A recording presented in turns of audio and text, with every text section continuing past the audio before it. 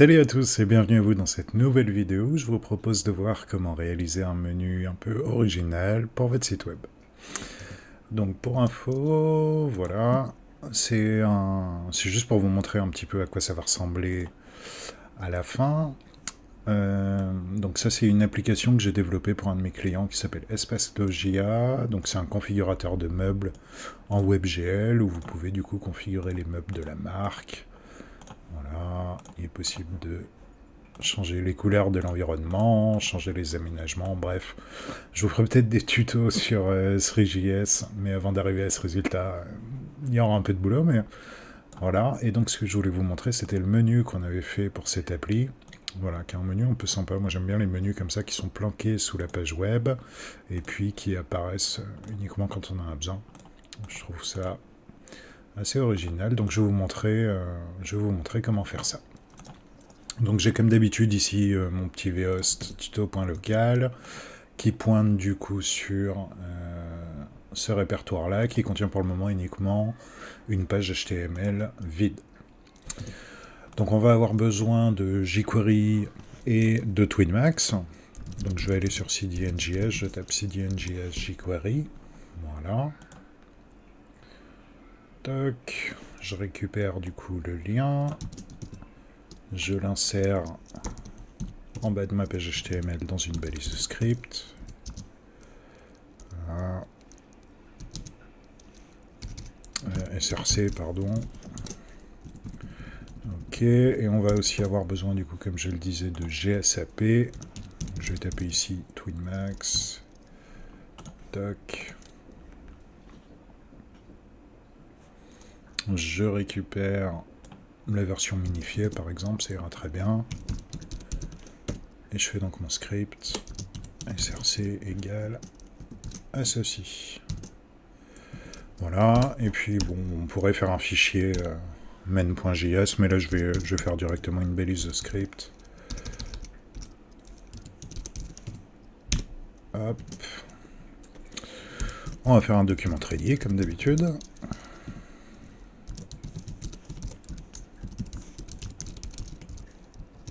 Ok. Là, console.log.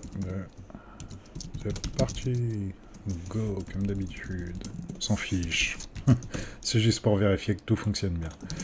Là, si je reload, j'ai bien mon console.log. Si dans mon terminal, je commence à taper TwinMax, j'ai bien TwinMax et TwinLight qui sont là.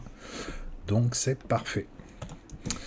Alors, on va construire le HTML de notre page. Alors, ce qu'il faut comprendre globalement, si je reviens du coup sur le configurateur, hop, c'est qu'en fait, toute la page web qu'on voit là, elle est contenue dans un conteneur qui est full width, full height. Bon là j'ai pas d'overflow mais c'est lié à l'appli, mais on pourra avoir un overflow avec une page web très longue en dessous. Et donc quand on clique, il y a ce menu qui apparaît. Donc ce menu là, ça va être un conteneur qui va être positionné en fixe.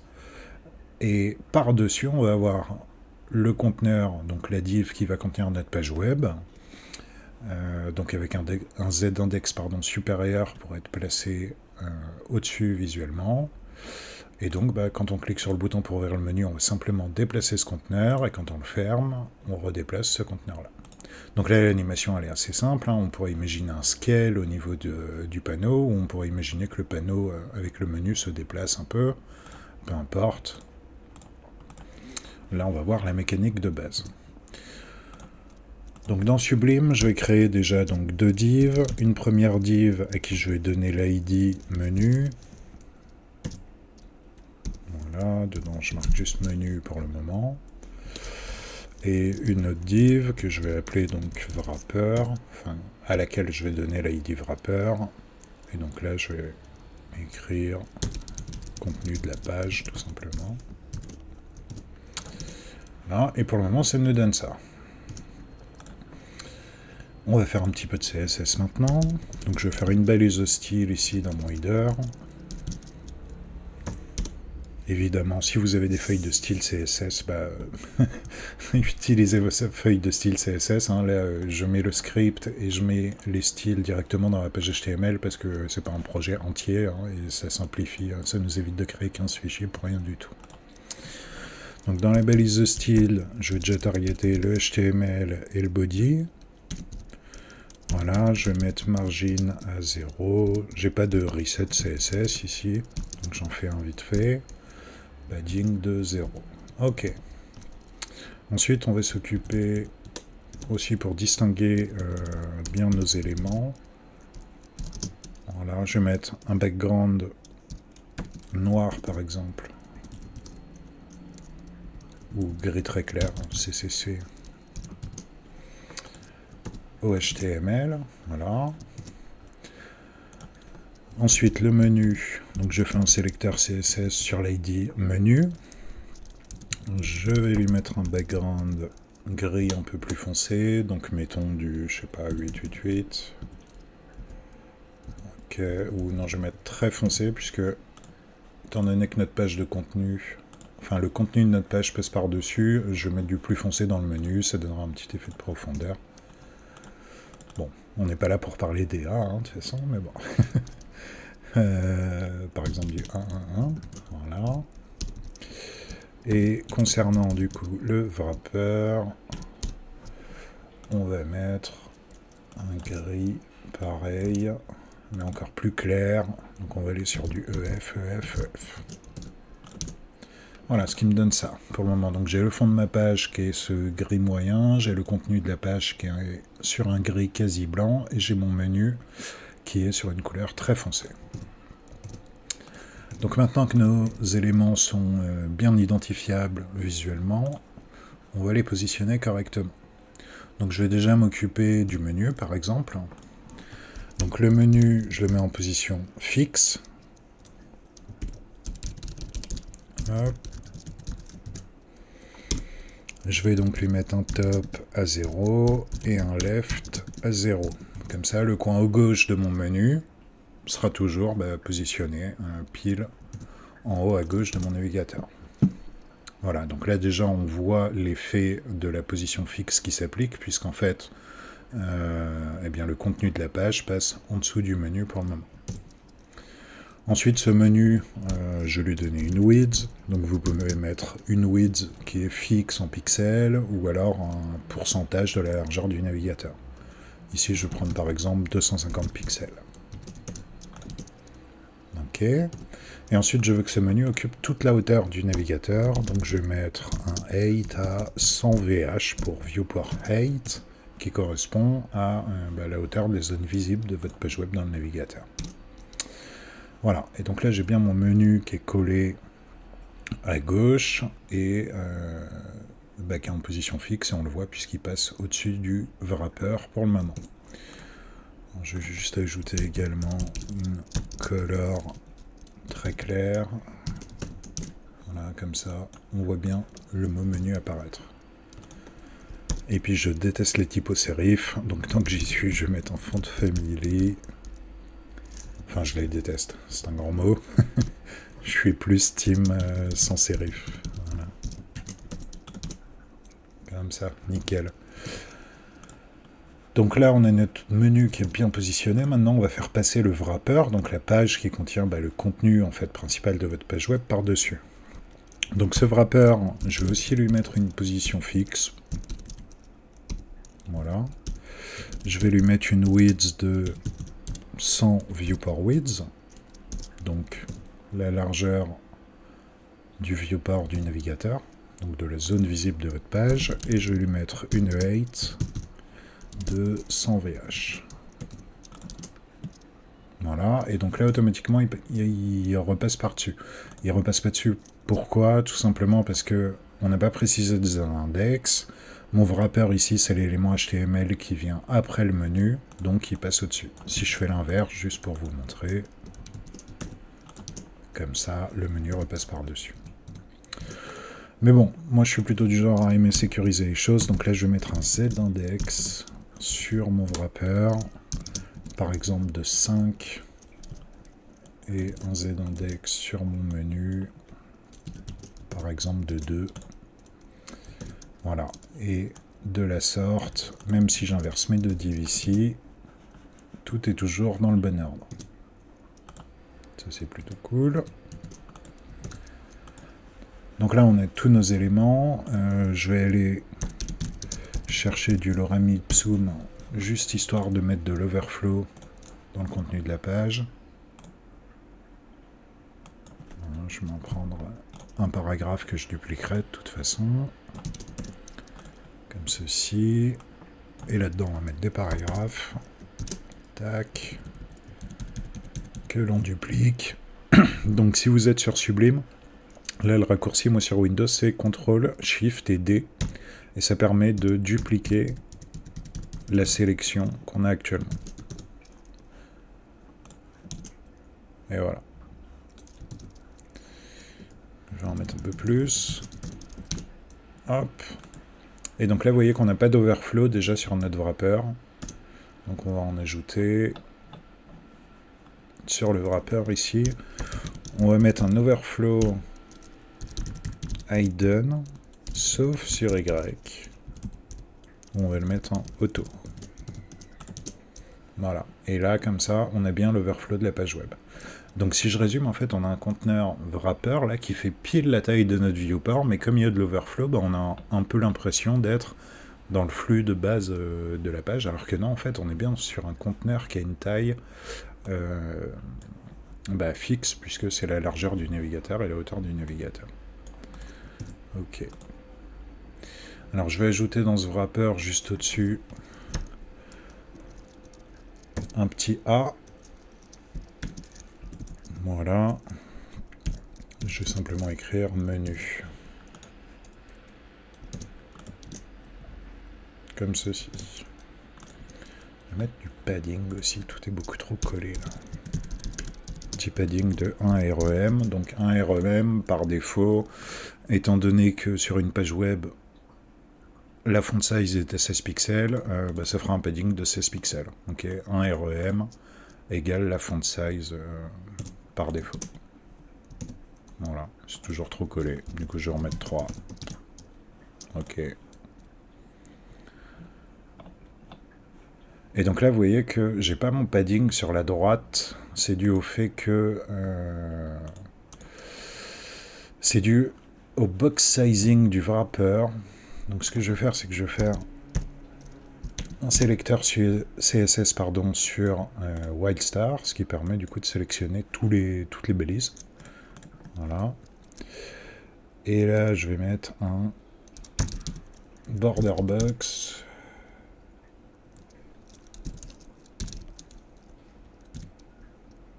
Box sizing, pardon. Box sizing. Voilà. Border-box. Et là, on voit qu'on a bien la marge. Donc, à quoi sert cette propriété CSS? En gros, si je ne la mets pas, voilà, vous voyez que mon wrapper, il fait ici 1582, c'est visible en bas à gauche de la page, 1582 de large, et mon window.innerWidth est égal à 1496. Mais 86, plus 32, 1518. Ah oui, mais on a mis 3 REM, donc on a mis 16 fois 3, 48, fois 2, puisqu'il y a le padding de gauche et le padding de droite, donc 96. Donc si je fais window.innerWidth plus 96, voilà, je tombe sur 1582, qui est bien la largeur de ma div.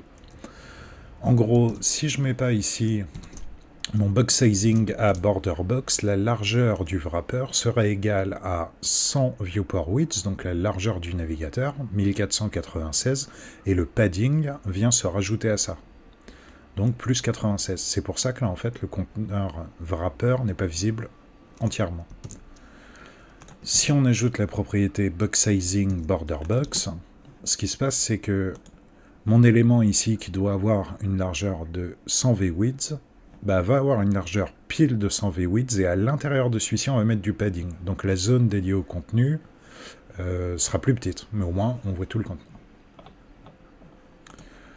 Ok pour ça, maintenant on va faire un petit peu de JavaScript. Donc l'idée c'est que quand on clique sur menu ici au-dessus à gauche, eh bien ça ouvre le menu comme ça, et quand on reclique dessus, eh bien ça le referme. Donc je vais faire une balise de script tout en bas de la page. Je l'ai ici, j'avais déjà fait le document ready. Je vais donc faire comme d'habitude ma fonction bind events. Comme ça m'évite de mettre directement mes listeners dans le document ready. Ça fait genre c'est un peu propre. Bon, l'idée de toute façon, à chaque fois que j'enregistre une vidéo, c'est de garder le stack technique le plus léger possible.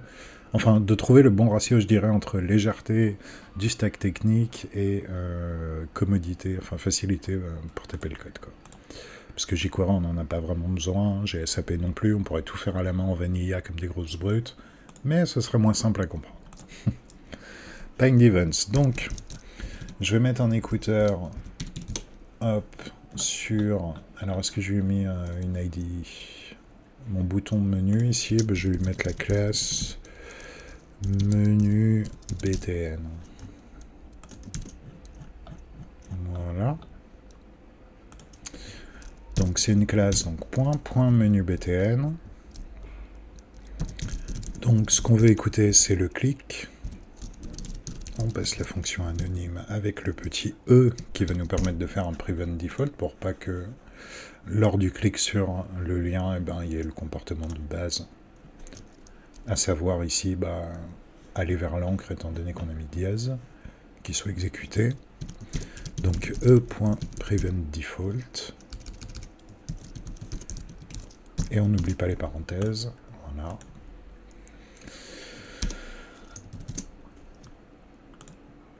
Et on va donc faire une petite variable globale au-dessus, donc var menu opened, qui va donc être un booléen, et qui par défaut va être égal à false, puisque par défaut quand on loge la page web, le menu n'est pas visible. Lorsqu'on clique sur l'objet qui a la classe menu BTN, on a envie du coup, si le menu est fermé, eh bien de l'afficher, et si il est déjà affiché, de le masquer. Donc on va se faire une petite condition, donc if menu opened, en gros si le menu est déjà ouvert, puisque je vous rappelle que dans les conditions en JavaScript, si on teste comme ça un booléen et que ce booléen est égal à true, eh bien la condition sera égale à true, donc ce code s'exécutera. Ça revient à écrire if menu open égale true.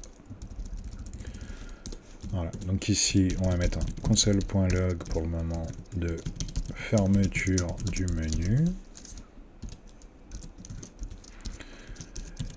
Et sinon, donc si menu open n'était pas à true, eh bien on veut l'ouvrir, puisque ça veut dire que le menu était fermé. Voilà, ouverture du menu. Cool. Et donc, on va venir cliquer une fois sur le menu. Le menu n'est pas ouvert, donc le menu est à false. Enfin, le menu n'est pas visible, donc menu open est égal à false. Donc ça va exécuter ce morceau de code-là. Et ça va juste faire notre console.log, puisqu'on ne change pas l'état de ce booléen. Donc il faut bien à chaque fois dire j'ouvre le menu et je mets menu opened à true. Et si le menu était opened, je le passe à false. Parce que sinon, bah, on clique et il ne se passe rien. Voilà, et là si je rafraîchis et que je clique, donc ça me dit ouverture du menu, effectivement le menu était fermé, et si je reclique, fermeture du menu. Donc tout ça c'est très bien, sauf que bah, visuellement il ne se passe rien. Donc on va mettre des petites animations avec TwinMax. Alors, je vais commencer par l'ouverture du menu. Donc on passe le booléen menu open à true, et on fait l'animation. Donc on va utiliser TwinMax. TwinMax.to. Donc il y a toute une série de vidéos sur TwinMax, mais grosso modo il faut passer, je vais passer ici sous forme de sélecteur jQuery l'objet que je veux animer, à savoir la div qui a l'ID wrapper. je veux une animation qui va durer 0,75 secondes. Et dans mon animation, excusez-moi, les paramètres que je veux animer, donc on les passe dans un objet, eh bien ça va être sa position X tout simplement. Et on veut décaler sur X notre wrapper pour voir apparaître le menu de la largeur du menu. Mon menu ici, il a une largeur de 250 pixels. Donc, je translate sur X de 250 px. Je rafraîchis, et là si je teste, j'ai bien mon déplacement. Donc vous voyez que l'anime elle est un peu lente. Bon, quand on clique, il n'y a rien qui se passe, et si on reclique, on est déjà à 250 pixels, donc ça ne le déplace pas. Voilà. Ce que je voulais vous dire, c'est que là, l'anime, elle est un peu, vous voyez, molle, comparée à celle-ci. Donc on a la possibilité de choisir une courbe d'animation à appliquer à notre animation avec ToonMax, et on va passer en privé. Donc on va ajouter un is, et on va prendre par exemple un expo.exaout. Voilà. Et là, si je reteste, on a déjà quelque chose d'un peu plus vivace. Il me reste à faire en sorte que ma page se redéplace vers la gauche lorsqu'on reclique sur le bouton qui, du coup, est censé cette fois-ci fermer le menu. Donc on va prendre le même twin. On va le mettre dans la condition qui sera exécutée si le menu était ouvert. Voilà, et je vais repasser le X à 0. Hop, et hop. Voilà, alors, plusieurs choses à noter. Ici, au niveau de l'animation, vous voyez, on a une valeur fixe, mais sauf que si vous avez choisi en fait une largeur de menu ici en pourcentage, ça ne va pas le faire. Donc moi, ce que je vous propose, c'est plutôt que de mettre ici une valeur fixe, eh bien de récupérer dynamiquement la largeur de la div menu, comme ça se décalera pile de la largeur du menu. Donc je vais faire un sélecteur jQuery ici, je vais venir sélectionner le menu, qui a donc l'ID menu ici, donc dièse menu, et je vais récupérer sa width.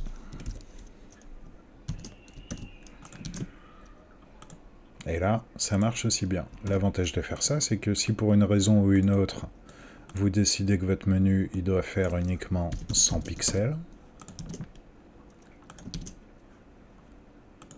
hop, ça se décalera uniquement de 100 pixels. Et donc si vous avez un menu qui a une largeur variable, par exemple 25 viewport width, donc 25% de la largeur du navigateur, et bien c'est pareil, ça fonctionnera aussi bien. Et du coup, si je resize, mon menu est plus grand, donc ça ouvre en plus grand. Là, le menu est plus petit, donc ça décale moins. Voilà, donc ça marche très bien avec des valeurs fixes. Hein. C'était juste un petit bonus. Comme ça, au moins, on a un décalage qui correspond toujours à la largeur du menu, ce qui peut être utile s'il y a du resize dans votre page. Mais écoutez, je pense qu'on a fait le tour de l'exemple. N'hésitez pas si vous avez des questions, je me ferai un plaisir d'y répondre. Et puis, je vous laisse là-dessus. A plus dans une autre vidéo.